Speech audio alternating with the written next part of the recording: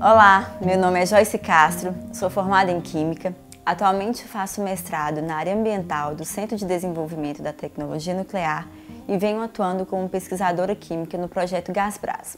Hoje iremos falar sobre radioatividade natural na exploração de recursos não convencionais. Essa palestra é um oferecimento do projeto GasBras, que é uma rede de pesquisa e desenvolvimento em gás não convencional no Brasil. O projeto GasBras é formado por instituições federais e não governamentais de todo o país e financiados pela FINEP.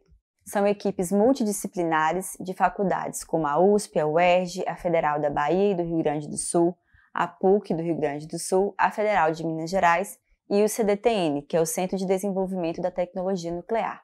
O CDTN hoje tem papel fundamental no tema aqui exposto, pois é especialista no uso de técnicas nucleares para a área ambiental, mineral, setor de indústria de óleo e gás, entre outros. Bom, o principal objetivo da nossa palestra hoje é esclarecer alguns conceitos sobre radiação e radioatividade natural, além de principalmente analisar a atuação dessa radioatividade natural na exploração de recursos não convencionais através da liberação de materiais radioativos de ocorrência natural. Para introduzirmos o assunto, é interessante conhecermos um pouco a diferença dos sistemas não convencionais de exploração de óleo e gás que existe hoje. O sistema convencional e o não convencional, sendo que o sistema não convencional ele se difere, em princípio, da baixa permeabilidade das rochas que irão formar e conter o gás ou o óleo. Essa baixa permeabilidade, então, é que vai caracterizar e dar a necessidade de que sejam utilizadas técnicas diferentes na exploração pelo método não convencional. Por exemplo, a gente tem o uso do fraturamento hidráulico, que é uma técnica onde a injeção de um fluido a alta pressão consegue fraturar algumas rochas que contêm o gás e que poderão liberá-lo. Durante esse fraturamento, além de liberar o gás, é possível também que ocorra liberação de alguns materiais radioativos de ocorrência natural que existem naturalmente nas rochas que compõem esse sistema. Por isso, temos hoje então a relação entre o processo de exploração dos recursos não convencionais pelo uso do fracking e a liberação desses materiais radioativos que iremos falar a seguir. Para entendermos melhor um pouco sobre a radioatividade natural nesse contexto, é importante frisarmos alguns conceitos da química básica para termos um entendimento melhor sobre como é a atuação dessa radioatividade. Primeiro, os isótopos, né? Na química básica, a gente sabe que os isótopos são átomos com o mesmo número de prótons e diferente número de nêutrons. Na figura, podemos ver exemplos dos isótopos do hidrogênio. O trítio, por exemplo, ele é o isótopo que contém 2 nêutrons. Esse número de nêutrons vai causar uma instabilidade maior no núcleo atômico. Essa instabilidade, ela caracteriza, então, esses isótopos radioativos, que, a partir dessa instabilidade, eles buscam manter a sua estabilidade. E é por isso que eles emitem, então, radiação. Então, a radiação é a emissão de energia de uma fonte, nesse caso, o núcleo do átomo.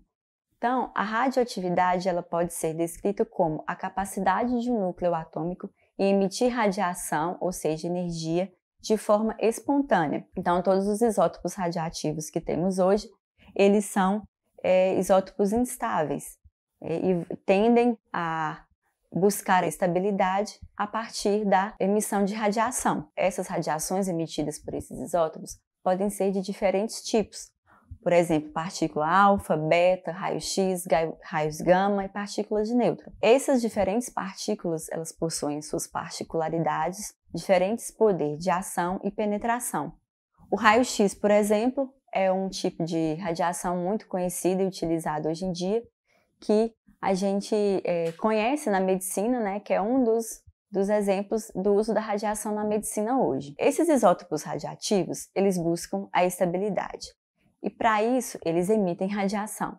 E esse processo de emissão de radiação é o que chamamos hoje, né, de decaimento radioativo de um isótopo. Na figura, podemos ver a série de decaimento do urânio-238, que descreve, a partir das setas coloridas, diferentes tipos de radiação que podem ser emitidas pelos isótopos radioativos da sua série de decaimento. As setas coloridas indicam, então, o tipo de decaimento C-alfa, C-beta ou C-gama. Os numerais das figuras indicam o tempo de meia-vida de cada radioisótopo. Esses radioisótopos, então, eles podem emitir diferentes tipos de radiação, como, por exemplo, as partículas alfa, partícula beta, raio-x, raios gama e partículas de nêutron. O raio-x é um exemplo típico de uso da radiação hoje na medicina, que todos nós conhecemos. Durante esse processo de emissão de radiação, onde eles buscam a estabilidade, eles passam por um processo de decaimento radiativo, que é justamente essa transformação. Ao decair, ao sofrer essa emissão, esses átomos se transformam em outros átomos, que também podem ser instáveis. Esse outro átomo, também instável, tende a emitir radiação e se transformar em outro átomo, e assim dá origem à série de decaimento radioativo de um determinado isótopo. Na figura, podemos ver um exemplo da série de decaimento radioativo do urânio-238, que é um dos radioisótopos mais abundantes no planeta Terra hoje. As setas coloridas indicam os tipos de decaimento daquele radioisótopo, C-alfa, C-beta ou C-gama. Os numerais indicam o tempo de meia-vida, ou seja, que é o tempo necessário para que a atividade daquele isótopo caia pela metade. O urânio-238, por exemplo, demora 4,5 bilhões de anos para perder metade da sua atividade. E essa série de decaimento do urânio-238 ou de outros isótopos como o tório-232, eles dão origem a vários outros radioisótopos importantes hoje na área ambiental e que vamos falar a seguir. A radioatividade natural é aquela que advém de raios cósmicos, da crosta terrestre, que é formada pelos minerais que compõem as rochas. Então, a radioatividade natural está no nosso meio, está em todos os lados, presente na crosta terrestre, nos componentes da Terra, nos alimentos e até mesmo no nosso corpo, No corpo humano, a gente está rodeado de radioatividade o tempo todo. E alguns radioisótopos primordiais na crosta terrestre hoje é o potássio 40, o urânio-238 e o tório-232. Esses radioisótopos dão origem a outros radioisótopos importantes hoje no meio e na área ambiental, como o rádio-226 e 228 e o radônio-222 e 220, que é um gás radioativo. E essa radioatividade ela vem desses materiais radioativos de ocorrência natural que existem hoje no nosso meio, que são os conhecidos NORM. Esses materiais radioativos de ocorrência natural, eles estão em baixas concentrações no ambiente. No entanto, algumas atividades humanas podem ocasionar o aumento da concentração desses NORMs no ambiente. Algumas dessas atividades são, por exemplo, a mineração, forte hoje no estado de Minas Gerais, é uma das atividades que geram bastante liberação de materiais radioativos. Além disso, a indústria de fertilizantes, produção de terras raras e a indústria de petróleo e gás natural. Então, por que estudarmos esse assunto, linkar a radioatividade com a exploração não convencional? Nos últimos anos, houve um considerável aumento da produção de gás natural através dos recursos não convencionais. No mapa da figura, podemos ver diversos países ao redor do mundo que possuem consideráveis reservas de shale gas recuperáveis do mundo. Shale gas, traduzindo, é o gás de folhelo. São o gás natural preso ali em folhelos, que são rochas sedimentares. A China e a Argentina como os dois principais países que possuem reserva de gás não convencional, de gás de folhelo no mundo. Além disso, os Estados Unidos possuem papel fundamental e relevante nesse assunto, pois têm explorado consideravelmente as suas reservas. A reserva de gás não convencional mais explorada nos Estados Unidos é chamada da Formação Marcellus, no estado da Pensilvânia. Essa exploração não convencional nos Estados Unidos tem elevado consideravelmente o patamar da energia no país. Nos últimos anos, os Estados Unidos aumentou mais da metade a sua produção de gás natural através da exploração dos recursos não convencionais. Um outro país também muito importante nesse setor é a Argentina, que tem crescido consideravelmente, já possui inúmeros poços de perfuração em gás não convencional. A Argentina possui hoje o gás natural como seu principal energético no país.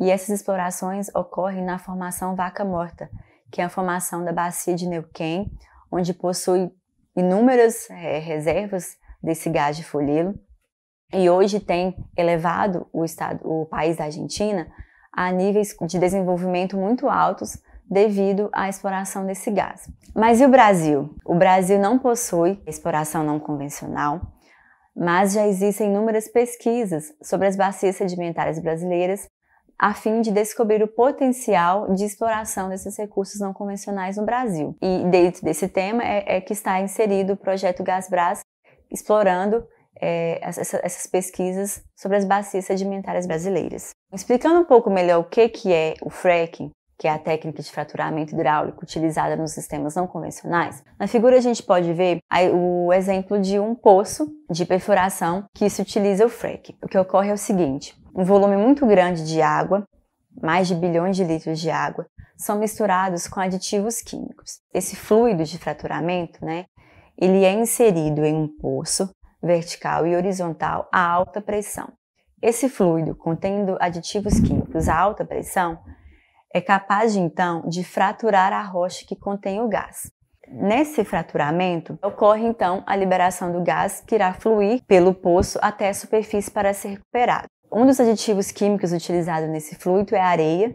Essa areia vai ser capaz de manter abertas as fraturas lá no subsolo para que o gás possa fluir naturalmente. Então, além desse gás, essa fratura, e esse fluido a alta pressão pode proporcionar, então, liberação de materiais radioativos de ocorrência natural para o ambiente. Na figura a seguir, a gente consegue ver, então, o percurso, o fluxo desses materiais radioativos de ocorrência natural que podem ser liberados nesse processo de fraturamento. Inicialmente, durante a fratura da rocha, que vai ocorrer a liberação, em seguida, esses materiais radioativos podem seguir o fluxo de ascendência do fluido que sai com o gás. Então, ao percorrer esse poço, pode ocorrer a precipitação desses materiais. Essa precipitação e essa incrustação desses materiais radioativos no tubo pode ocorrer também devido à interação desses materiais com os aditivos presentes no fluido. Pode então chegar à superfície. Nesse poço, se não ocorre uma cimentação devida, esses materiais radioativos podem ser liberados para as águas subterrâneas e causar assim uma contaminação. Além disso, esses materiais podem ser recolhidos na superfície para serem tratados ou reaproveitados junto com o fluido, que é o que a gente chama de água de retorno. Pode conter consideráveis quantidades, concentrações desses materiais radioativos de ocorrência natural.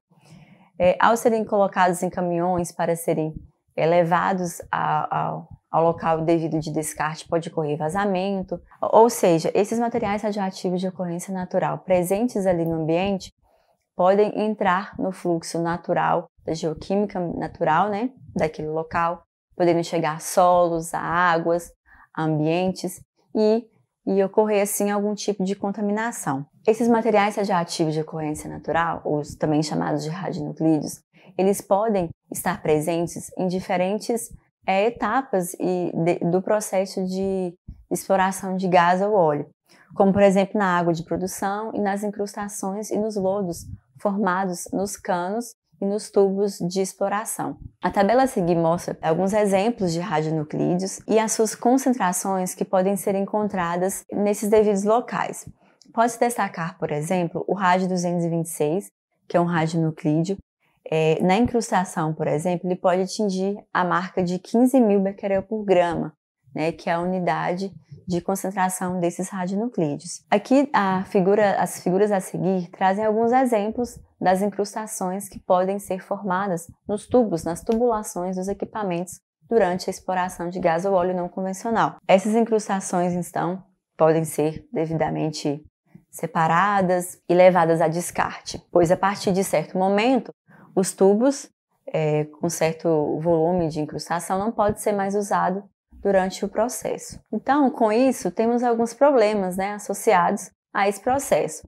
Por exemplo, os equipamentos, quando possuem essa incrustação, que ocorre devido à precipitação dos radionuclídeos, quando interagem com alguns elementos do fluido de fraturamento, eles, se expostos aos trabalhadores, podem causar algum tipo de contaminação e, consequentemente, ocorre a geração de resíduos, tanto dos tubos, que devem ser descartados em locais apropriados para possível tratamento ou descarte devido.